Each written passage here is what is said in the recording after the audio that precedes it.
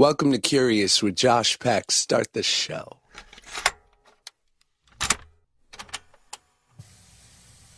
All right, I'm going to try my best NPR introduction. Here we go. Get excited. This is going to be special. You ready? Okay. You're listening to the Curious Podcast with your host, Josh Peck. Wow, what a moment. You're welcome for that. You see, kids, listen, follow your dreams, and you too you'll be able to do a poor impression of your favorite national public radio host. Welcome back to the Curious Podcast. I am so glad to have you guys here yet again, Tuesday, every week from now until infinity, or until enough people stop listening where I can't support it anymore. This week's episode is really, really special for me. You know, in starting this podcast, I really... Oh, that's my phone. You know, in starting this podcast, I had a deep desire to explore and to find out more about people from all walks of life. And I've been lucky enough to work in show business and in media. And so many of the people that I'm interested in work in that field. But throughout my travels and my life experience, I've also just been able to meet people who I find fascinating, who have overcome challenges, who have had life experiences that are so different to mine and yet have enlightened me to their human experience. And one such person like that is my friend Fallon. We met over 8 years ago when we worked on a media junket together for a movie called Red Dawn. And she was my hairstylist on the media junket, and that is, I can't say enough about her skills as a stylist because she is incredible, and the ability in which to tame my Jufro, to be able to understand the intricacies and the nuances of what my hair does, that is no small feat, let me tell you. But Fallon and I became instant friends, and we've grown closer over the last 8 years. And Fallon, over the last year, had gender reassignment surgery, and it's been really revealing and enlightening for me to have known her through this process and her transition over the last 8 years.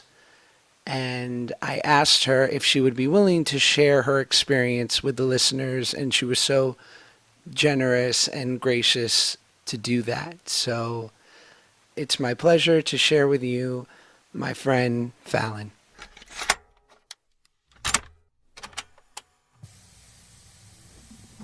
That's why I like the name Fallon, because it could be both. Is that what you want me to refer to you as?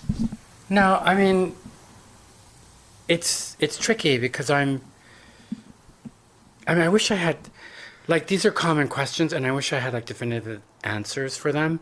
I don't expect you to call me Fallon because to you I'm Tony, and I feel like I'm Tony to you because that's just how we've known each other. Sure. But, I mean, when I meet someone new who I've never met before, Right. and I say I'm Tony, it sounds like T-O-N-Y to me. Right. Sure. And that's just not who I am anymore.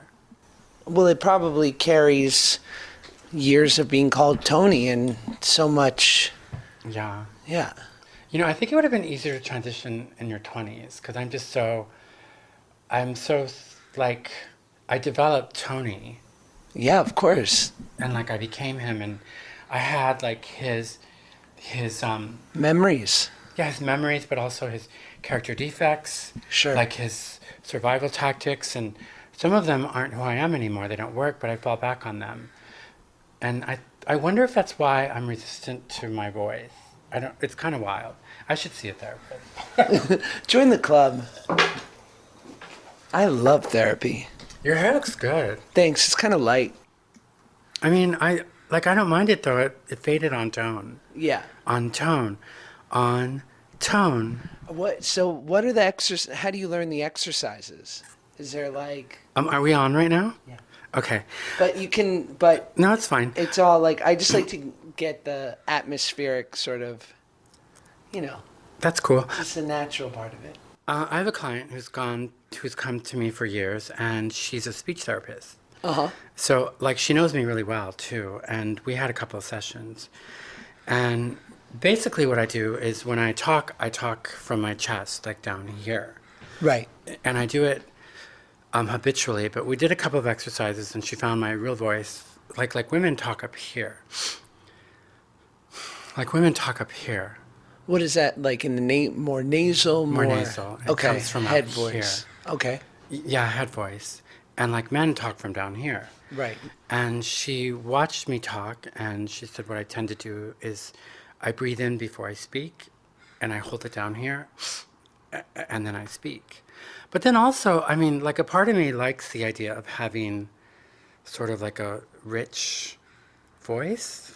Right. I just don't want, I feel like I look really feminine now and like people don't even know until they talk to me. Mm-hmm. And I want my voice to match who I am now, if that makes sense. But then there's like Scarlett Johansson, right, who has that great sort of rasp and gravel to her voice. It could almost be said it has a masculine quality, maybe. And that's sort of what I'm striving for. Right. But I feel like I don't have the right tone. Yeah. It's the tone. And she gave me exercises. They're weird. I should do them and I don't. Like I have to do this with my nose. For like a long, so I can like acknowledge it. And she told me to stretch my vocal box. Mm-hmm. Like do a yawn with my mouth closed. Which will make me go up and down, but it gives me more control. Right. See, that sounded better. I did that and it sounds better. Doing vocal warm-ups are always weird. I've had to do them for singing class, and I'm like, what is going on? You just feel weird. Yeah, it's embarrassing. Yeah, it's like, embarrassing. Yeah. And like I don't want my neighbors to hear. Right. Like, hi. Or some like I watch lots of YouTube things and some people what they do, some trans girls, they recommend just talking really high for a while. Right. And then you get used to talking like that. And then you just gradually go down and then you find where it is. But I mean, like I can't talk to you that way. I feel weird. It feels like I have like blue contacts on or something. Like I'm not. Like it's like being yourself? Yeah, like I'm not being myself or it's like a barrier between us. Do you find that inevitably, or have you talked with other people that it just becomes second nature and sort of your new voice is just sort of your natural go-to eventually? Yes, yeah. And that is happening. Yeah. And then I find mostly for me, I have to talk softer. Right. Because I have a tendency to speak like strong, like no, like that's not going to work for me. But that's, I mean, I can talk that way, but I don't know. I have to find it's tricky. Well, just to make you feel better, I many times are calling to order food or something, and they're like, "How can we help you, ma'am?" So. Are you kidding me? Oh yeah, I've got a pretty feminine voice. You're not. I kind of have a weird, like, I have a deep voice that also sounds like a little kid's voice. So the podcast listeners, I'm sure, love it. Wow. But it's why I do well with voiceover, which is a godsend, so at least that. But what you were saying before I found sort of interesting in that when you were talking about sort of adopting your new name, and that you felt as though there were things that were Tony's either defects and that you would bring along with you that would carry over into this sort of the new you. But is there, so I guess that's my question, like, because to me, I would assume from an outsider's perspective, and this is me having, not much experience other than our relationship with it, I would think like, of course you bring Tony with you, but there's a part of you has changed, but inevitably the inner workings are still of Tony. And it seems what you're saying is like, no, it's a fundamental shift. It's a new person. That's a really good question. And I had a really hard time grappling with that and I couldn't figure it out. I saw this poem and it's like 3 minutes long. It's button poetry. Mm-hmm. And there's a female to male person whose name is currently Ethan. And his name used to be Emily. And he just did this poem. He spoke on stage, this poem that he wrote. And he said, it's called A Letter to the Girl I Used to Be. Even just saying that, like, and I mean, like I realized that it really is, like for me it has to be compartmentalized. Is that Right. Because they are two different people. And it's funny because I created Tony as a, Tony with a Y, Right. as just like a survival tactic. It's who I had to be. And like when I was like a teenager, I thought, oh, I must be gay. Like that must be the answer. So I just became like Tony, the gay hairdresser. Right. And, and like Tony worked out a lot, and Tony liked, like new wave techno music, and was really fun. And I don't know, I just became Tony. But Tony was a great guy. yeah, I he knew him. was. Yeah. And like I can't, like I can't, I mean, that poem is just so amazing. It made me cry when I first heard it, because she says at the very end, she says, I never hated you. Or he says, I never hated you. Right. And I never hated Tony, but Tony, he's still a part of me, but at the same time, he never was me. Right. And like, that's really wild. Yeah. Because like how do I respond to situations that are, like when I'm uncomfortable or I'm unsure, I fall back, and I become Tony with the Y, but that's not who I am anymore. Serving an old master, really. Yes, but like, not only is that not who I am physically, but like, hormones are just incredibly powerful. Yes. Like, I mean, my emotions, I think differently. I like I'm a different person. Right. So sometimes I respond like Tony would, just habitually, but it's like it doesn't feel right, and I just do it. So like it's like I have to pause, and it's really Old behaviors. yeah, and it's really hard. It's hard when I'm in my business. I'm a hairstylist, and I have private clients, which is great. That's probably my favorite work now. Right. But I work on sets, and I work with actors, which is great. Like I love actors, but sometimes on a photo shoot, the energy is just incredible. There's so many different variables and different people, and if I walk on set and I don't know anybody, it's just really uncomfortable. And it's uncomfortable for me. Like I've gotten used to it now. My surgery's helped a lot. Right. But I think it's uncomfortable for other people because they sense that I'm uncomfortable. Sure. And I don't, it took me a while to learn how to respond and how to be, if that makes sense. Well, going back to what you said before, do you ever fantasize about, had you had the choice before you sort of procured a personality, and that you never had to create Tony, that you could have always been Fallon, or you could have always been your true self before you built sort of the exterior that you had to live with? Do you ever fantasize about who that would have been? Would it be the person you are today? Would it have been different? It would have been different. Yeah. And I can't think about that. Right. Yeah. Yeah, like when I was going back to childhood, like when I was a kid, I wanted to be a girl. My entire childhood was about learning what I wanted was wrong. How early did you? As long as I can remember. And before sexuality stuff, it was always gender. Yeah, always. But that's a good, like this is a good point to bring that up. Sexuality is who you have sex with. Right. And your gender is who you have sex as. Right. And I think that's that's very important to discern that difference.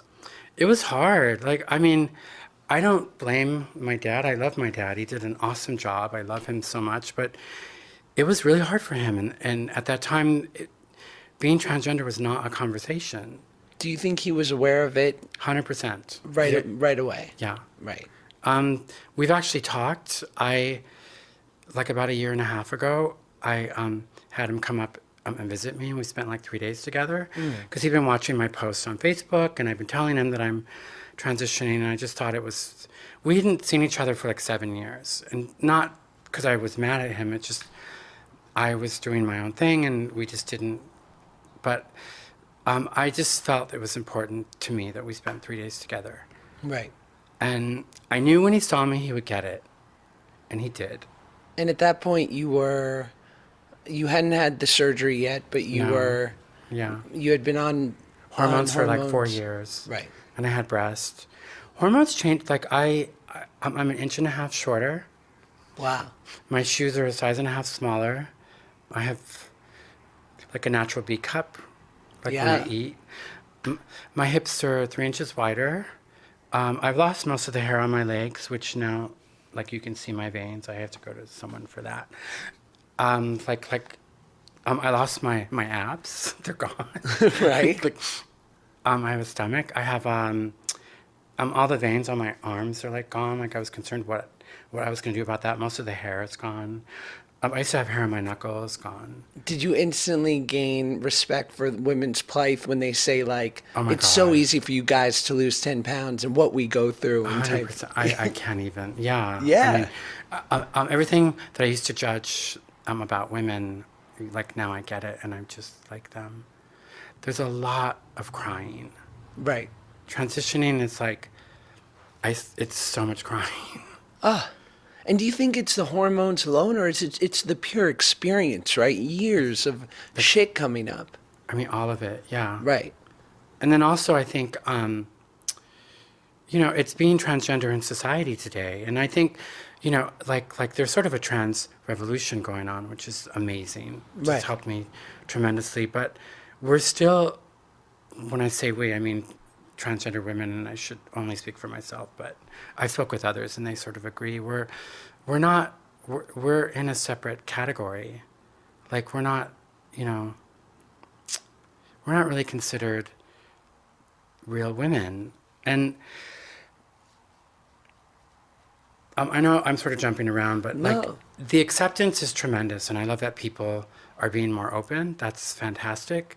But people sort of forget like basic biology 101. Like we all have male and female hormones and chromosomes in us. Right. And like at one point of our development, we could have been one or the other. Like there's a point where our genders are our genitals are actually neutral, and Right. it's all the same material. Like testicles could have been ovaries. Like the clitoris could have been the phallus. Like it's the same stuff. The Right. scrotum could have been labia, and the and I'm sorry, this is too graphic. No, listen, this is the real deal. I mean, because I think this is great in the respect too of like, and what I've always said to my wife and other people is that I'm a lefty liberal, grew up in New York and LA, and Yeah, you're super cool. You're the dream. thank you.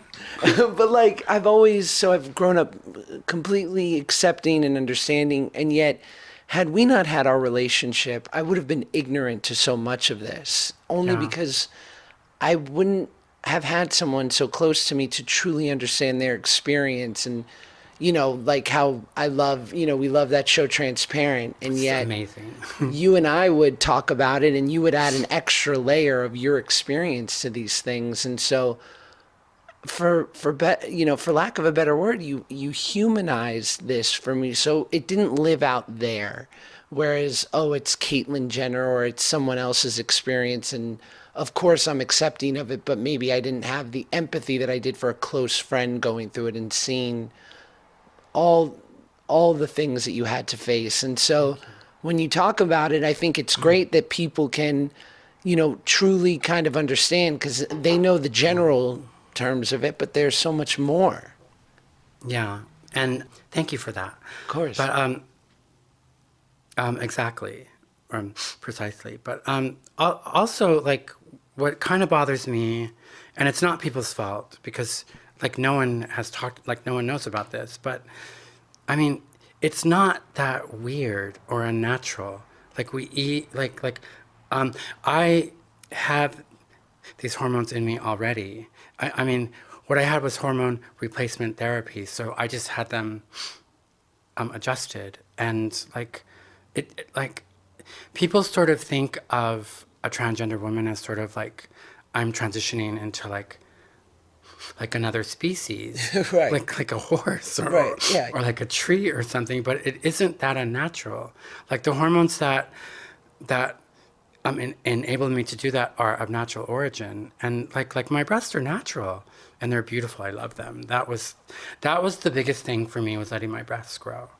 Going back to what you were saying before, so you're young and you're growing up and you have these feelings and was it instantaneous where these feelings came up and you said, "Oh, this isn't allowed," or I can't express this here," or was there a moment where it became clear to you that like I'm not going to be able to be my full self?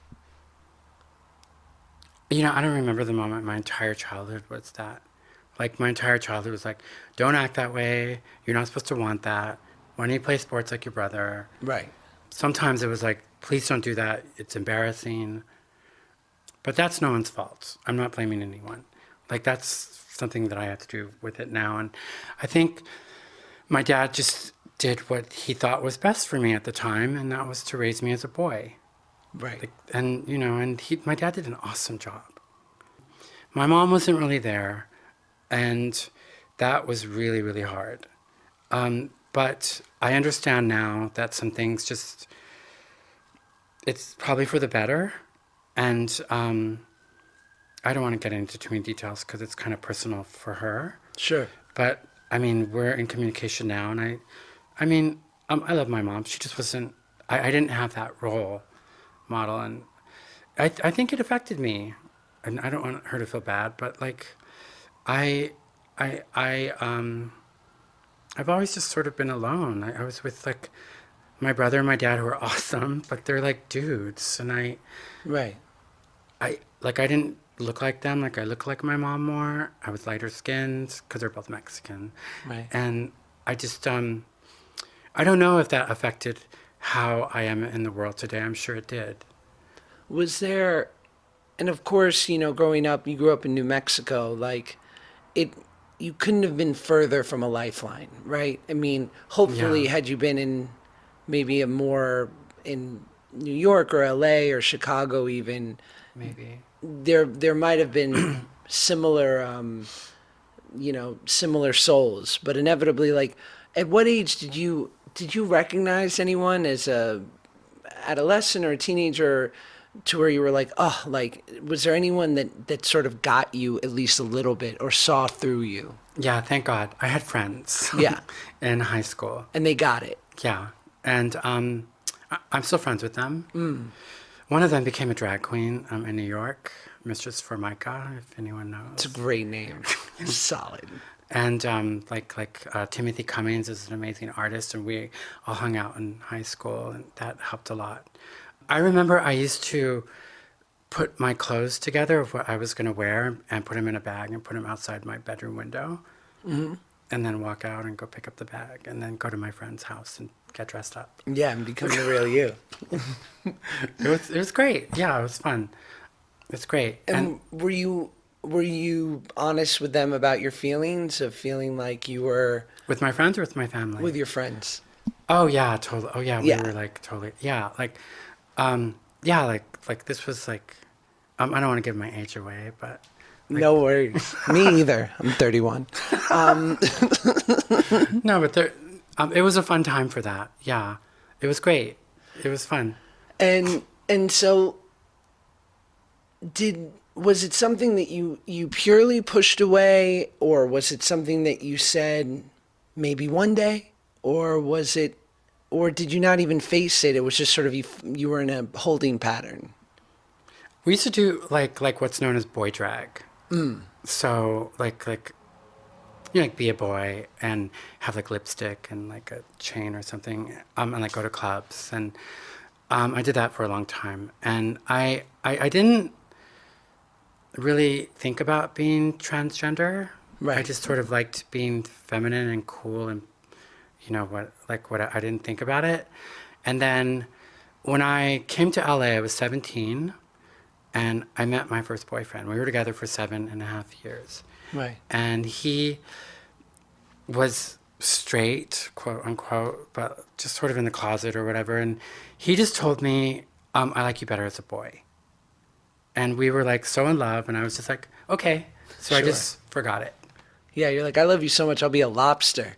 Like, whatever you need. Yeah, like it was really sweet. I mean, he was 11 years older than me, and it was like a dream to me. He was like everything I just, and we were really in love. Like we were together for 7.5 years. Yeah. So I just sort of forgot about it, and I just sort of acclimated or tried to the gay culture, which I never worked. I never fit in ever. I was always too feminine. I just didn't fit in. Right. So And is there a hierarchy in the gay community, or is there infighting, or, are things in fashion and not in fashion? well, this is Judgment? I mean, I don't want to come off the wrong. I don't because this is totally generalizing. Of course. My experience. There's a lot of like homophobia in the gay culture. There's a lot of like straight acting only. Everyone tries to be like a dude, and if you're at all feminine, it's not welcome. It's like not. I mean, it's cute for like a show, but like Right. no one wants to date you. Do you think it's out of fear of how you're representing the community? Like people, Yeah. they're very. Or I don't know. I think it's honestly this is just. I mean I shouldn't say this. I don't know for sure, and I can't speak for everyone. Of course. But I think it's based in self-hate. You know, that's been and that's going through my filter because I had a lot of shame about being transgender. It was so hard for me Right. to accept that I was transgender. I mean, were there moments where, I only, in knowing you and meeting you 7 years ago now it is. Wow. And here you were, like, in my experience, you were this gay man, badass hairdresser, attaining so many achievements under your belt, and a book that anyone would die for. I mean, what you've, the covers of magazines that you've styled, and the heights you've attained. And so was there a moment where you said to yourself, like, I'm doing pretty good, and if this is my life, then this is my life? Were there moments like that? That's a good question. And thank you. Yeah. I've been lucky, and well, I worked hard too, but I've worked with really good people, and it's been a great career. It really has. There was a moment, like, I mean, I should backtrack. So, what happened? How this transgender thing came back around was, I've always sort of seen straight guys, and even though I know technically they're not because I, at the time, was a male and I had a penis. Sorry if that's, but they didn't identify as gay. They were like they were like straight men, and like I've heard so many times, I'm not gay, but I find you really sexy, or you're like whatever, and and often like they would ask me if I dressed up, Right. and I would be like no, and like it used to make me mad. I'd be like, no, I'm not a tranny. I'm not going to do that. Right. And this guy that I was seeing, his name was Jimmy. I don't remember his last name, but he just kept asking me. And finally I was like, okay, I'll do it. Like, this might be fun. Who cares? Right. And I didn't have anything. Like, I had some fishnets. I don't know where I got them. Just laying around. I probably a garage seller. I don't know. And then, and I put on a wig, and I had like stubble and just a t-shirt, and he came over and he was so excited. Right. Like, it was just, and I'm not gonna, it was kind of exciting. Sure. And he treated me differently. Like, that was the most, I didn't realize it at the time, but that was the thing, was he finally, like, I felt different. The way, it's that gender thing. It's like who I was going to bed as. And I always felt that I was that anyway, but not really. And I felt like this empowerment and this sense of really who I am. And I didn't even know it at the time. All I knew was like, wow, that was really fun. Right. And I did it again. But my best friend at the time, I only told her, and I was like, you can't tell anyone. And every time I would do it, I was like, oh my God, I did it again. Right. And I'm not going to do it again. And It was your little secret. yeah, and she was like, it's fine. It's between you guys, and if you're having fun, you're not hurting anyone. But I had so much shame around being transgender. Right. And it was like, it felt so dirty. So that's how it started. And at that time was when I was working on my career. And it did come to a point where I was like accepting, like, okay, I'm going to do this on the side. Because I started to meet other people. Right. And it was like sort of, so I just accepted, I was like, okay, well, I'll be a cross-dresser. It's just a phase I'm going through, and it's kind of fun, you know, and I didn't plan to transition. Right. And because I knew that no one would understand. And I just thought, oh, well, I'm just having this fun with some guys that I know. And you know, I had testosterone, so I wanted to have sex. Right. And it was fun. It was like really, but I started to really like how they were treating me and how I felt. And I started to practice makeup, and I got a little better, and which I'm still not that great at. And then I joined this chat room. It's called tsdating.com. Mm-hmm. Sorry, I'm like totally plugging, but it's totally dead now. It's weird. Like no one goes there anymore. But at that time, there were like a lot of people that went there, and they were like all over the country, some around the world, and they were mostly like trans girls. Right. And some of them were really beautiful. They were at different stages, and there were like some tranny chasers, but mostly like it wasn't for dating. And I really transitioned in that chat room. Right. I learned so much from those girls. And What was your knowledge of the surgery and being trans before that? Like, because I feel like only in the last 15 years has it become part of the lexicon. Like, did you have any real knowledge of it, or Yes. what was it? I knew some trans girls when I was like in my early 20s. Okay. And not to judge them, I think they're not here anymore, but they were escorts. Right. Like really beautiful, but like you couldn't trust them. They might steal from you. And Right. I didn't want to be a tranny, which is a bad word to say. That's like saying the N word, by the way. Don't anyone say that. Only a trans girl can say that. But just FYI, public. Now I know that it's really not their fault, that they were probably in a position where they had to escort. Right. Transitioning is so expensive, and especially at that time, no one would hire them. They can't get work. Like, no one hires trans girls. And that it's better now, but that's still in It's a little effect better. today, right? Yeah, I mean, it is. Right. Yeah, it's a little better. Because you become marginalized as just your outward appearance has people make snap judgments about you. What do you? Well, I'll take this opportunity to give props to Caitlyn Jenner. Yeah. Caitlyn Jenner changed the conversation overnight. Right. And I know that there were other trans visible women before her that made a huge difference too. But what Caitlyn did was like, I don't think anyone else could have done it quite like Caitlyn did, because Bruce Jenner was as American as apple pie. Right. Everyone knew Bruce Jenner from the 1976 Olympics, growing up with the Wheaties box. Was it Wheaties? Yeah. Yeah, the Wheaties. boxes, like, and then literally watching Bruce become Caitlyn in secret on TV on the show. Like, and Did you know? Like, was that sort of like the running thing in the community? That it scared the shit out of me. I'm not gonna lie. Like at that time, that was around the time that I met you. Right. And remember, like there were things like on, like whatever, those tabloid magazines. Like Bruce is trying to become a woman. Right. And I thought to myself, oh my God, that's what I look like.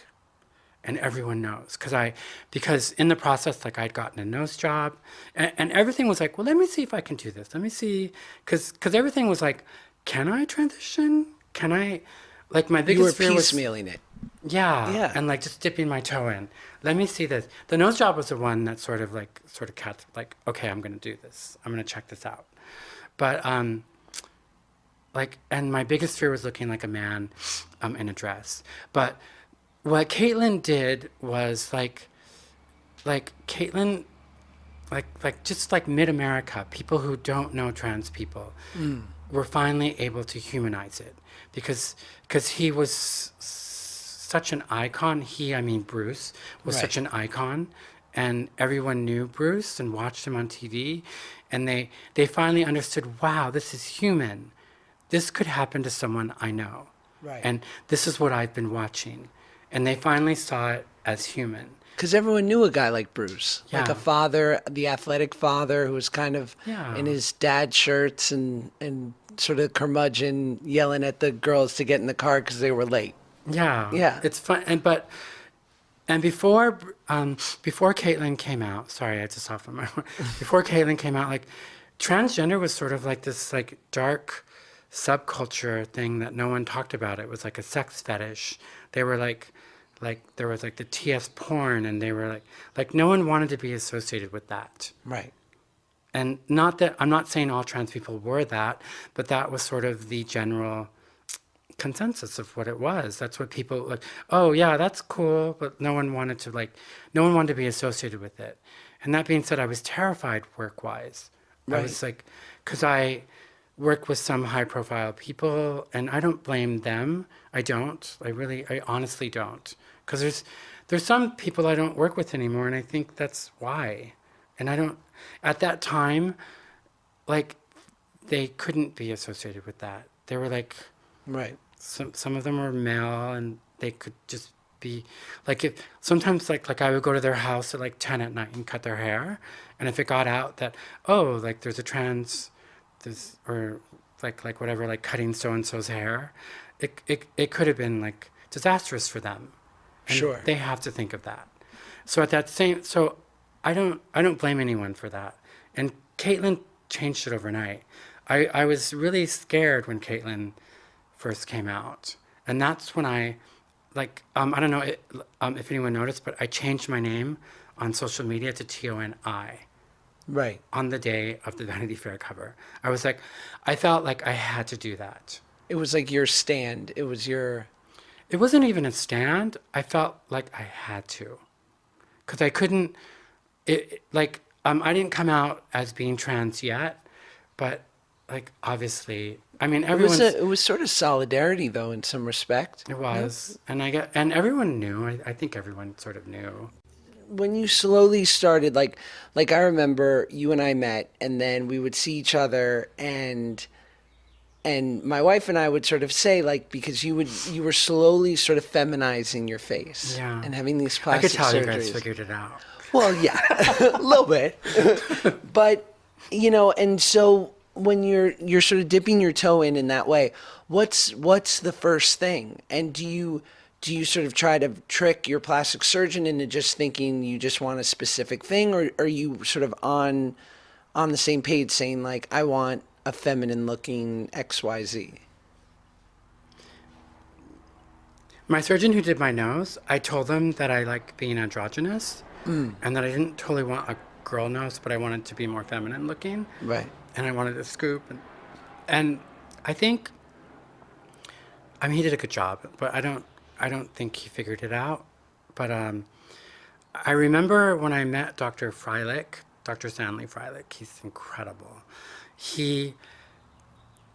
I had like our first consultation, and I wanted to have my upper lip lift, which totally changed my entire face. And that's a kind of the point of no return in some respect, right? Because it's a distinctly feminizing surgery. Yes. For your face. And he, like I explained to him my work and my fear of completely transitioning because I might lose clients, but that I'm on the fence if I want to transition completely. I told him about being on hormones. It was very like liberal. I just told him everything. And he asked me one question that no one's ever asked me before, and it was kind of like, wow. And after he heard all this, he just said, if, hypothetically, if you had to become a woman tomorrow, like if you didn't have a choice and you had to, Right. what would be your reaction? Like how would you respond? And I didn't even think, it just came out. I just said, I would be so relieved. Right. And then he just said, okay, I'll do it. Wow. And that was like a big turning point for me. Because like, I don't know, it's like, what am I doing? Another huge turning point was the gym. The gym was kind of I kind of came out at the gym too. What happened was, I remember this. this is kind of an important story. Yeah. I mean, there's a part of the gym that I really like to work out in, and it's really where all the girls work out. There's like some cardio machines and mats and stuff like that. But the only way to get to it is to go through either the men's or the women's locker room. Like it's on the other side of both of them. Right. And at that time, I wasn't ready to go in the women's, but I had breasts. But I would go to the gym and just wear a large T-shirt, like a heavy one, so they wouldn't show. And just to paint the picture, so at this point, you've been on hormones for years. You've had Yeah. much of the feminization surgeries. Yeah. And you also had, at this time, had you legally changed your gender? No. Okay. And so what I used to do was just be sure that I used the bathroom before I left, and I would just run through the men's locker room. Right. Literally, I would open the door and just kind of like, as quickly as possible, go to the part of the gym that I wanted to. And every time that I would go in, like every time that I would open the door, because I had long hair, and like I wasn't wearing makeup, but I would wear it back in a bun. Right. And I at first glance, I looked like a female, and like guys would look at me like, what are you doing in here? Right. And I'm not even comfortable in the men's locker room, and I'm a it's dude. really uncomfortable. Yeah, it's very intimidating. So every once in a while, I would have to pee. It happens, and I would just go in there and like find a stall, and sometimes like one time like I went in the sauna with my clothes on, and I stopped taking my clothes off at the gym like probably 6 years ago.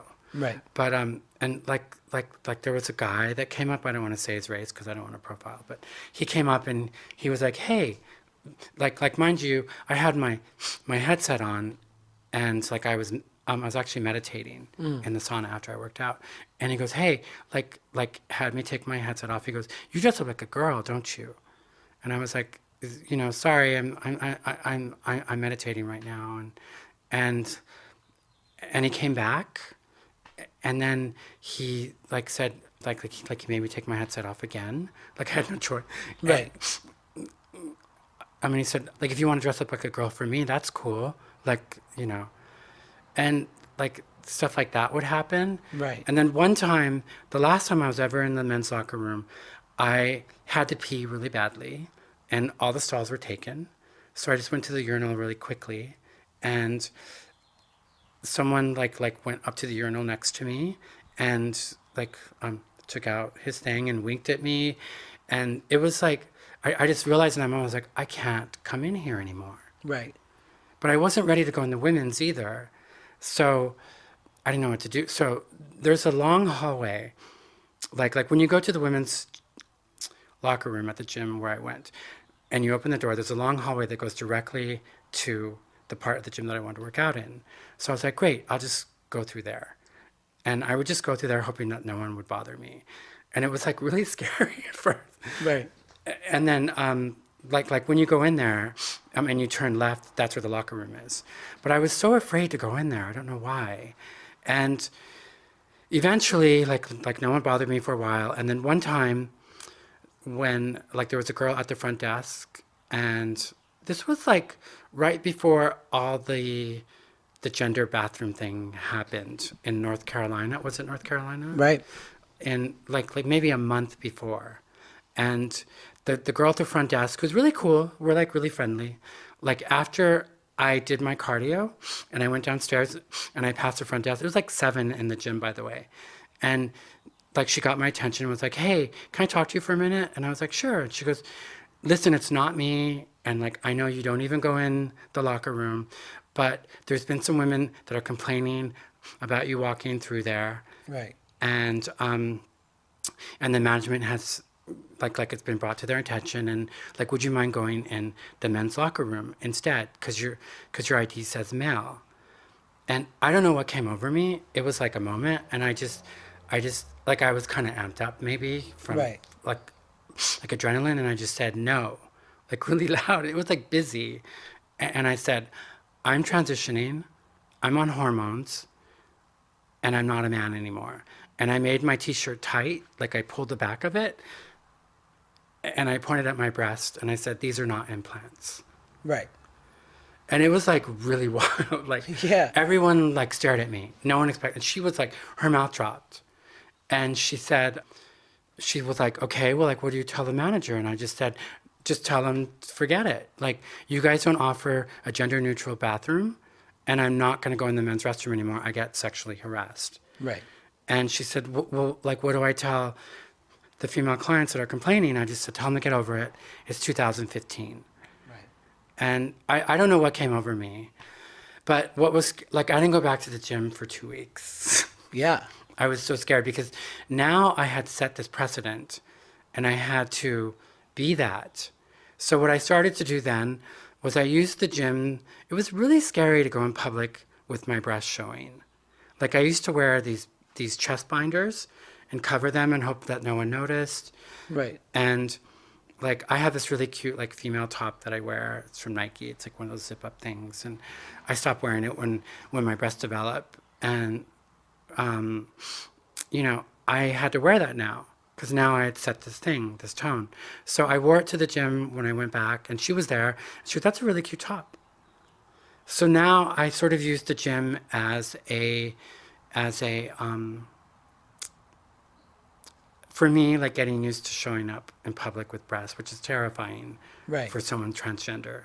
It's like really, it was terrifying. Like the first time that I went into a grocery store, it sounds like nothing, and even now to me it doesn't, but it was terrifying. I felt like everyone was staring at me. So it happened again at the gym. It happened like maybe a year later. There was a girl I've never seen before, and I haven't seen her since, but she watched me check in, and like I put my card or my thumb or whatever, and like my name comes up and it says male on there. And I Right. think at that time my name was Anthony on my ID. And she came up to the machine I was working at because I walked through the women's restroom. She goes, "Hey, like whenever you're done here, like not now, but when you're done, can you come up and like talk to me? I just have a quick question to ask you." And I knew what it was about. Yeah. And I was ready. Right. And I was just, and she said, you know, and I mean, I don't blame her. Like she's just doing her job. She goes, like, your ID says male, you know, and like it's just like shouldn't you be going through the men's locker room? And I was like, I know, but I'm transitioning, and obviously like these aren't implants, and I'm on hormones, and I can't go in there. I get sexually harassed. Right. And she was like, okay. She goes, well, can you just wait here like a minute? Like let me get the manager. Oh. And I had to wait, and I just waited for like 5 minutes. It seemed like an eternity. And he came up, and she didn't know what to say. And I was like, I'm transitioning. I'm on hormones. She wants me to go in the men's locker room. I can't. I get sexually harassed, and I won't. Right. Like, there's nothing to talk about here. And then he was like, yeah, but your ID says male. And, you know, I looked up online. I could have, that was illegal for them to do in California, but you know, whatever. But so I told them, I was like, look, you know, I could just change my name and gender because I had looked it up. And he goes, can you? That would be great. Right. Really? Like when? And it's sort of like, that's annoying. And I was like, well, I'll look into it. Yeah. But I came home and I realized like, you know, what am I doing? I'm on hormones. I have breasts. And I wasn't completely out with everyone. I sort of was, but you know, I can't remember if I was out publicly yet, but I was like, Was the hardest struggle in the in-between? Like, it seems as though when you were trying to sort of, when it was more half measures or satisfying both masters is when it got really uncomfortable. it did. Yeah. And then it, you know, to where you are now, where you've gone through the entire journey, it feels like along with it came a freedom that you hadn't experienced before. Yeah, but that also has opened other doors. But you have that story about your friend who said, well, people don't know how to treat you because you've not really committed to either or. Yes. And it was about the makeup. Yeah, it's very important that I wear makeup when I go out. And it's silly, but like, It's like making a proclamation, like, this is me. well, yes, but it's also really kind of, this is annoying, but it's like a gender norm that's expected. Right. Women have to have makeup on. Does it, I would imagine for you, right, that you're picking up on all these things that I, as a straight, you know, male, don't pick up on. It's like all this for lack of a better word, all this stuff on the DL. So you're getting these glances and these looks and all these things that are going on that I'm sure for you, you're just like, oh, give it a rest already, that I don't even pick up on because it's sort of living on a frequency that Yeah. right? Yeah, it's a lot. Yeah. I mean, that I don't even go out a lot sometimes. Yeah, it's a lot. But also, I mean, like if I'm not wearing makeup, well, I mean, I have feminized a lot since then. That was like 2 years ago. People didn't know how to address me and they were uncomfortable. They were like, people subconsciously have to put you into a category. Right. They have to know if they're standing in the elevator next to you and like they're side by side looking at, they have to know if you're male or female. If they don't, if they get extremely uncomfortable, Right. you can see it in their face. Like, oh wait, like that person has long hair, but they're not wearing makeup. And what kind of clothes are those boys or girls' clothes? Are those breasts? And they get like this weird discomfort. You can see it in their face. Right. And then you start to feed off that. You're like, oh my God, what's wrong with me? Do I look weird? Or like a friend had to explain it to me, like just wear makeup. And even if they see me and think, oh, that's a transgender person trying to be female, they're more comfortable knowing that than not. And then they feel as though you're like keeping a secret from them or something, or there's something going on. Like it's going to hurt them at all. It's Right. weird. Like, but my life has been much easier that I wear makeup. That's kind of where like the whole gender expectation that they put on, and it's true. Like if you really think about it, if you're in a room of just people, Right. and you scan the room and look at heads, like at a party or whatever, and like anyone who has, like mascara and eyeliner, some sort of darkness around their eyes, that is immediately identified as a woman. Right. There are certain Or like a signposts. lipstick. Yeah. And then if you see a man who has no makeup, like it really is the deciding factor. And if people pause for a minute, they get really uncomfortable. It's kind of weird. And I don't know if that will change in time but life is easier when I wear makeup. Right. Do you think, and I have no idea, but I just imagine that, was there a feeling of like, because for better or for worse, we're in 2018 and things have changed dramatically, but no matter what, being different is hard and has so many challenges. And we see even today that there are so many anachronistic ideals that are still part of our everyday lives. And so I would imagine like spending much of your life as a gay man had its own challenges, and then it was like you were upping the ante of like, am I willing to go this deep and also know that to many people I'm this different, like I'm even more, like there are even more challenges and I'm even more different than what was already not the easiest life. I didn't really think about that because I just kept doing what felt good. Right. And when I was cross-dressing and then starting hormones, and it just felt good. And then like I started to get rid of my facial hair because I never liked it anyway. Right.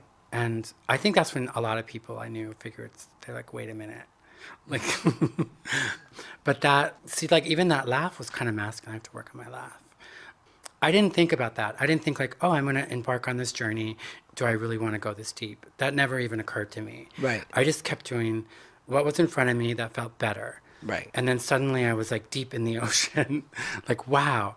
And is there fear like that, when that doctor said if you raise your lip or certain things that are sort of you can't go back, was there ever fear involved in that, or you just were like, no, let's go? Yeah, I'm ready.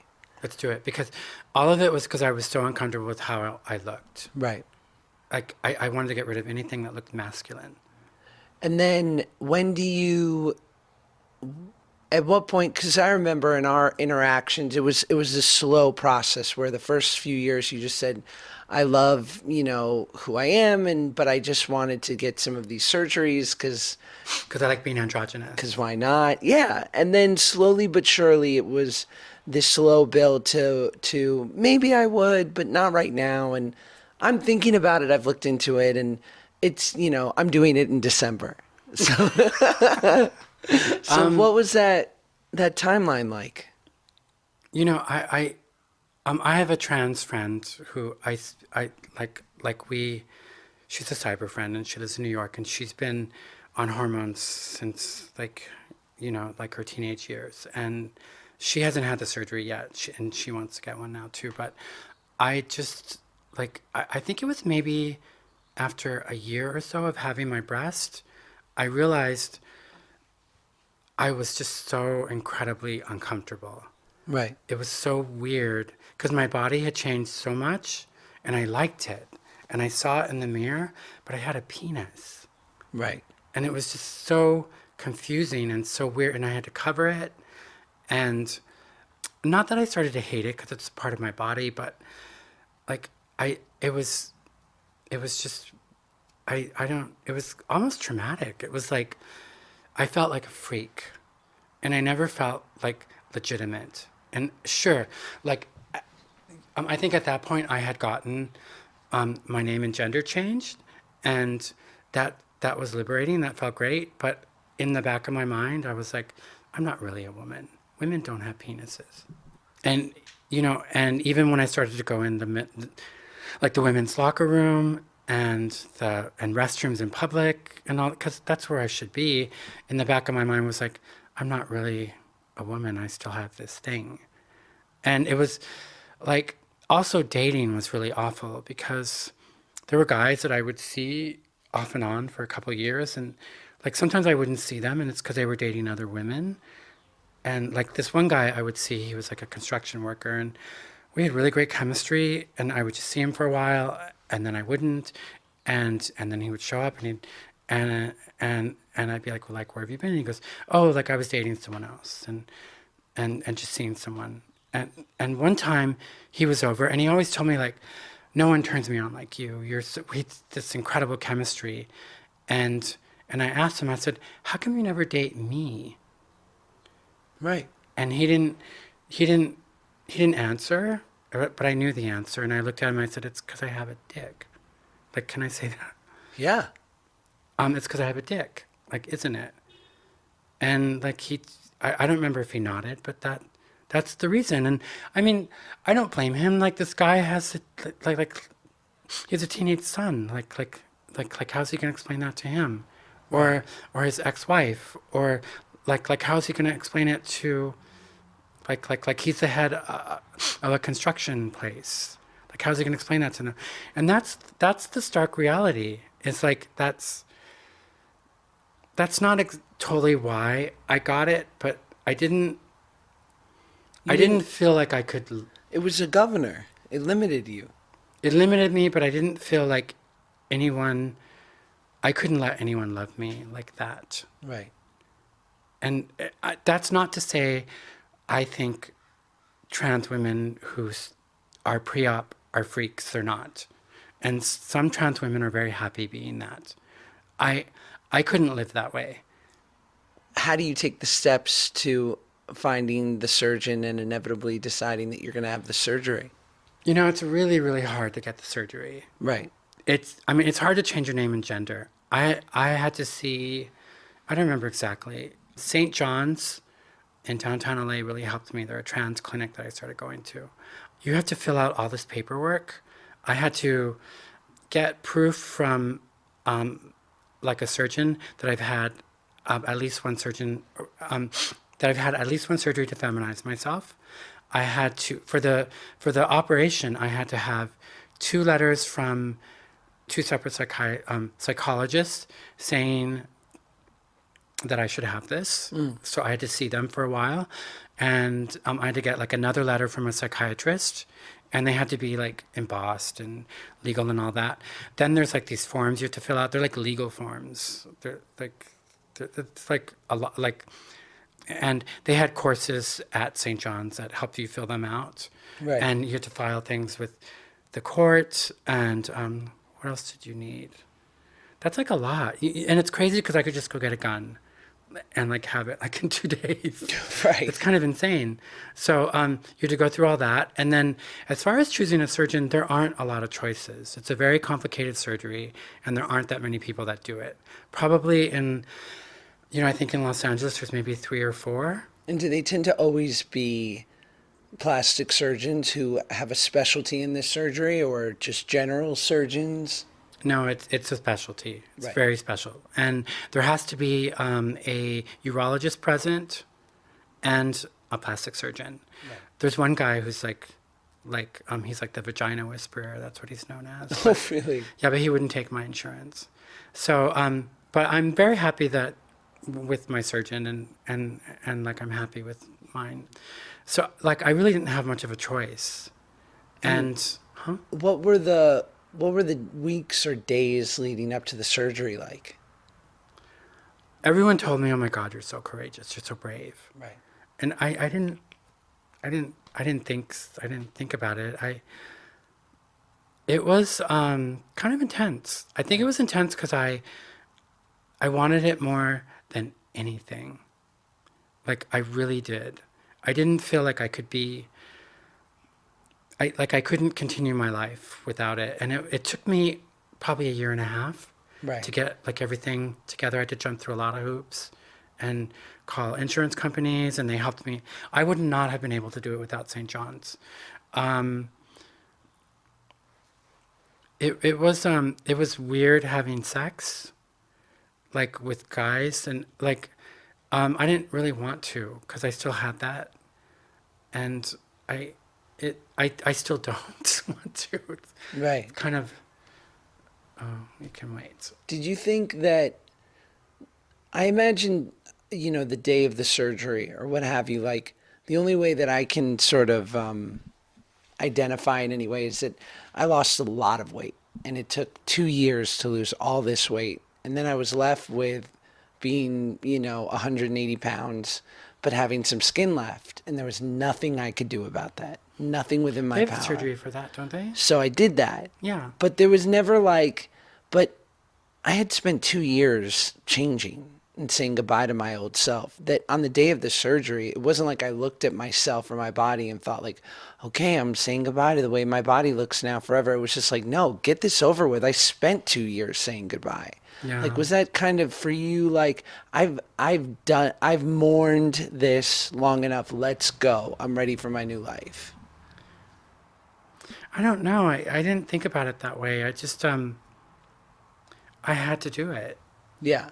Like I just had to. I couldn't. I mean, and I'm really happy I did it.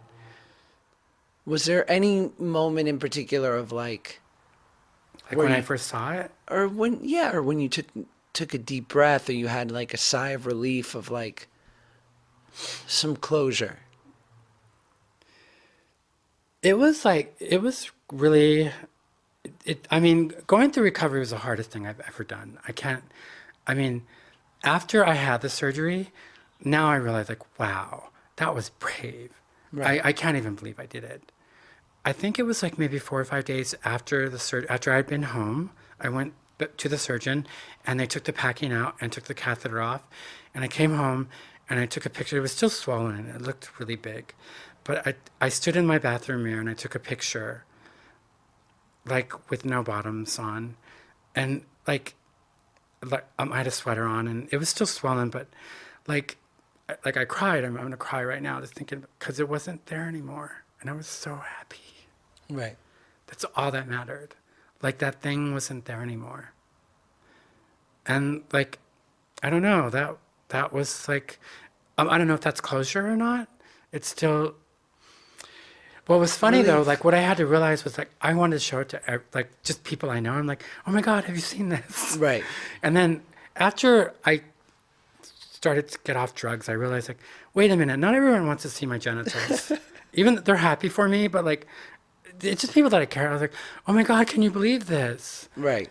But like they don't understand, and I don't blame them for that. After a couple of people, because I realized from their reaction was like, oh wait, I shouldn't just be showing this to everyone.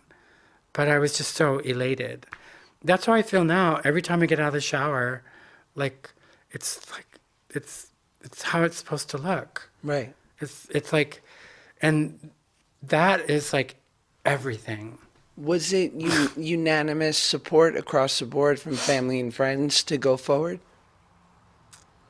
I, I mean, I guess I get like no one, like most of my clients, the people that I saw regularly, they were like, okay, cool, like that's what you're gonna do, and Right. and What about like your dad? you know, my dad is he's amazing. He's being really great about it, and I know sometimes it's hard for him. Right. I told him over text when I was first going to do it. And it was like maybe 6 months before I did it. I was like, you know, I thought I should tell you I'm working on this and I want to get this done. And he paused for a really long time. And then he responded, he just said, get her done. Which is like, That's awesome. it is awesome. And that's such a dad response too. So beautifully dad-like. Get her done. Get her done. And he still, I mean, he still calls me son. And like he sent me a text yesterday about me and my brother because, you know, he says, don't forget you guys are brothers. And, you know, I had to remind him like, well, I can't really be a brother now, but I know what you mean and it's okay.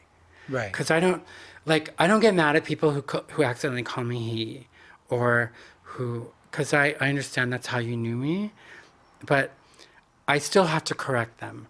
Only because when I hear that, for me, I can't allow that. Right. And it's not that I'm mad at you, because people sometimes are like, oh my God, I'm so sorry. It's like, you don't really have to be sorry, because it's understandable. You're doing it you're honoring yourself. I'm honoring myself Yeah. when I say, well, no, I'm not a he anymore. Right. And it's she. And like I don't want people to feel bad. It's not like, oh my God, I can't believe you called me that.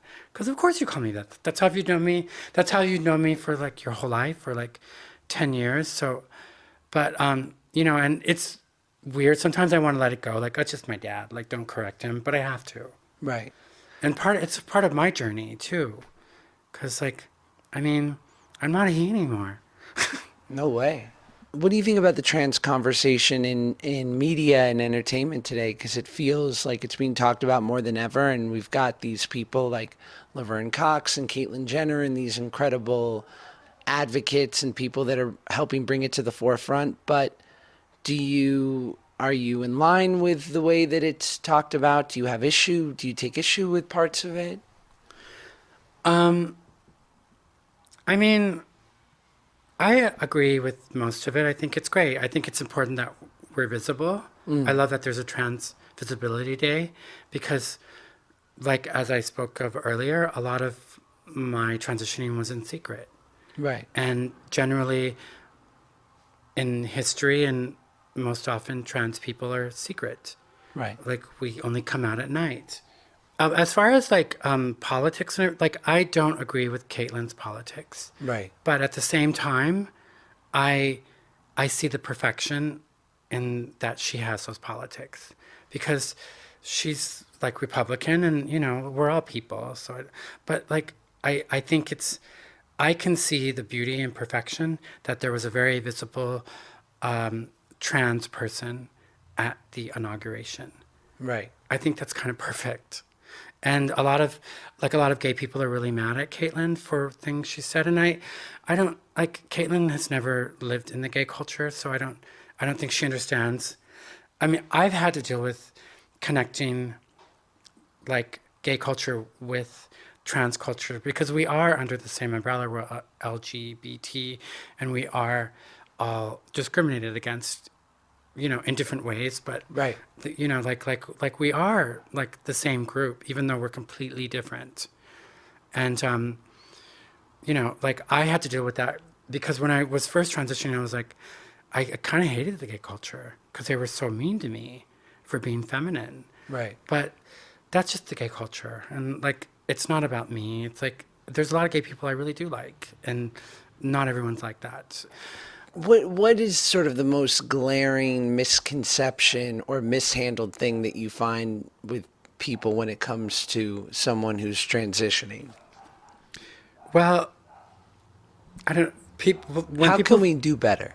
When people find out that you're transitioning, and maybe it's the first thing they ask or they wonder, but it's like they ask like if you've had the surgery yet or not, and that's so like you're asking what, like you're asking someone what's in their underwear, and like you don't even know them. Right. And it's also like, it's usually, not always, but often it's a huge issue for someone trans. Like that's like, don't ask that question. Right. Like let them tell you if just let that come naturally. And I think also just a misconception that I mean, thank you for your acceptance, but we don't always necessarily need it. Sometimes it's a bit condescending because there's nothing wrong or unnatural with this. This is perfect timing because I feel like your neighborhood's coming alive with. So I guess and I guess one of my last two questions would be, what would you tell young Tony? Oh wow! I read that question and made me cry. Yeah. You know, like I was talking earlier about like Tony, the boy that I sort of developed, who was really a girl, and I've sort of been. I think about Tony a lot. I think about him a lot. Right. And I've sort of I'm coming to terms with, I'm sort of thinking about him as a her now. Because that's really who Tony always really was. If that makes sense. That's just what I'm going through right now. I would tell Tony, I'm probably going to cry. It's okay. There's nothing wrong with you. Right. You're perfect just the way you are. And just do what makes you happy and don't worry about what they think. Yeah. And, you know, just like treat everyone like that. Yeah, I was thinking it's probably the perfect advice you could give to most kids. Anyone. No one told me that when I was a kid. Right. No one ever said that. And I'm not blaming anyone. Like, I was raised great. I learned a lot. I learned how to work. But like, I didn't have that. And I think, well, you know, we all need that. Right. We all need it. But I think that's so much of why, just from the outside, you have so much joy and peace, is because you've accepted your story and who you were, and that we've all had our trials and tribulations, and some deeper than others, some different than others. But inevitably, you're not blaming any one particular thing. It just all led you to this point of you being who you are. Yeah. Yeah. I mean, like one of my trans friends, she sometimes says like, you know, because we have, I mean, hormones are like, wow. Like, Right. like, for real. And women know, and now I know. But it's weird. I just get this sadness sometimes, and it's like this weight that envelops your whole body. It like presses down on you. And we share, and she's told me like, she's upset, like, you know, like, why was I never born a girl? Right. And I remember I used to think that when I was a kid too, and I used to be so mad about that. But, like, I don't know, I mean, there's a reason I wasn't. And, like, there's a reason that I worked through all this. Right. And I don't, like, I can't believe I did this, to be honest with you. And, I mean, I don't take it back, I guess. I've had a pretty amazing life. You know, like, maybe I chose this challenge before I came here. Because it's really hard. Transitioning is really hard. That's another thing I want to say for people. Like, we deserve a lot more respect than we get. And I'm not saying that in like, you know,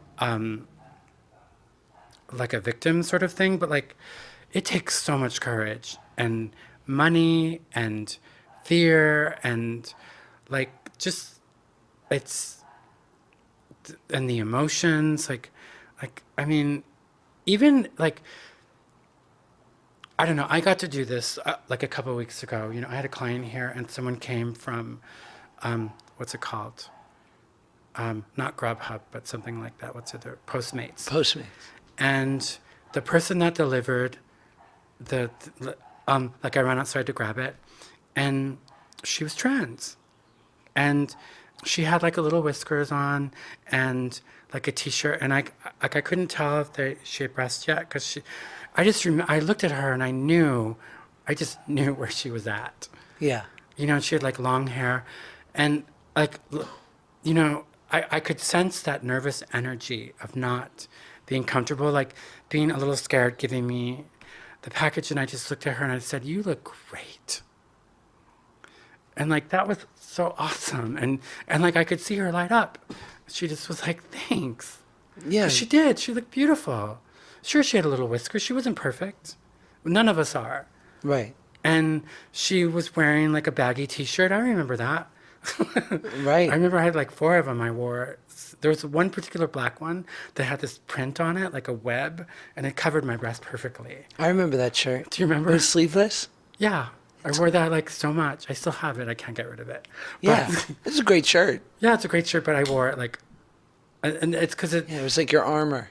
Yeah, it was my armor, and she had the same thing, and I could tell. I sensed that insecurity, Right. like of having to show up in life, and like be in the middle, and like just honor those people. Like their battle is like really intense, and everyone has a battle, and we should honor everyone's battle. But like, just that's the main thing. Like it's, I mean I felt so good doing that, because she did. She's beautiful. There's beauty in all of it. That is it. That was Fallon. Thank you. Thank you, thank you, thank you for sharing your experience and for being my friend, Fallon. It's an honor, and thank you guys for listening. If anyone listening is looking for any resource, you can check out thetrevorproject.org, and it's a great resource that provides help for the LGBTQ youth community. And have a great 4th, everyone, if you're in America. And if you're listening to this and you're not from America, well then just enjoy a Wednesday, just another Wednesday, not special at all, just a nice summer day. Sure, maybe you go to the beach, maybe you take a half day at work and enjoy some sort of outdoor activity. But if you are from America, enjoy our nation's birthday. You know what I mean? And maybe, I don't know, what do you do? What do you buy the country that has everything? Am I right? Oh, God. All right. Thanks for listening, guys. Bye.